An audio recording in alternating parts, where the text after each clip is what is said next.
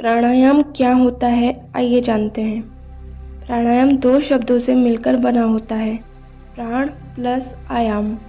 इसमें प्राण का अर्थ है जीवन शक्ति और आयाम का अर्थ है विस्तार, फैलाव, विनियमन, अवरोध या नियंत्रण। अतः प्राणायाम का अर्थ हुआ प्राण अर्थात श्वसन, जीवन शक्ति का विस्तार, दीर्घीकरण और फिर उसका नियंत्रण। हम सिंपल सी लैंग्वेज में समझें तो हमारी सांसों पर नियंत्रण ही हमारा प्राणायाम कहलाता है।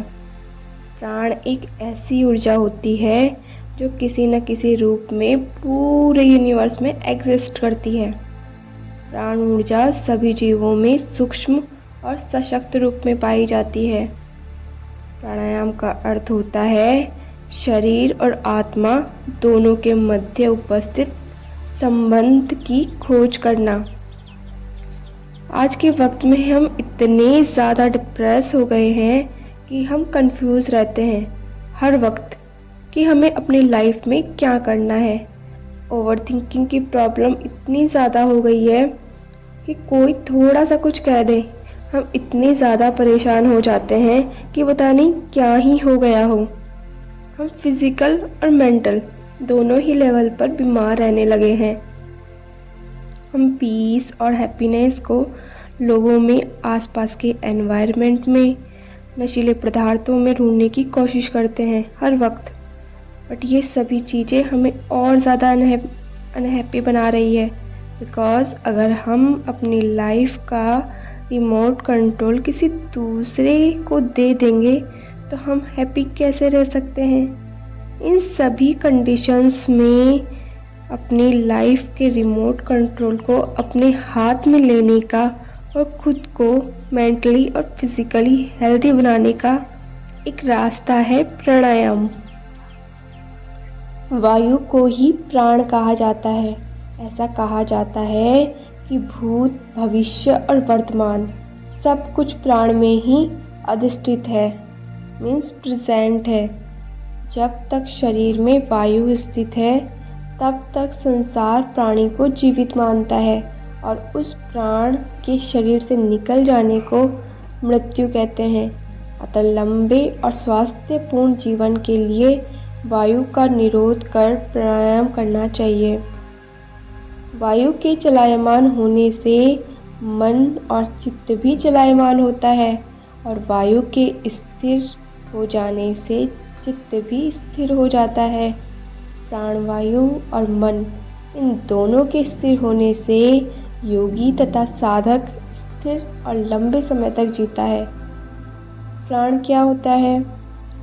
श्वास से संबंध होते हुए भी प्राण श्वास नहीं है।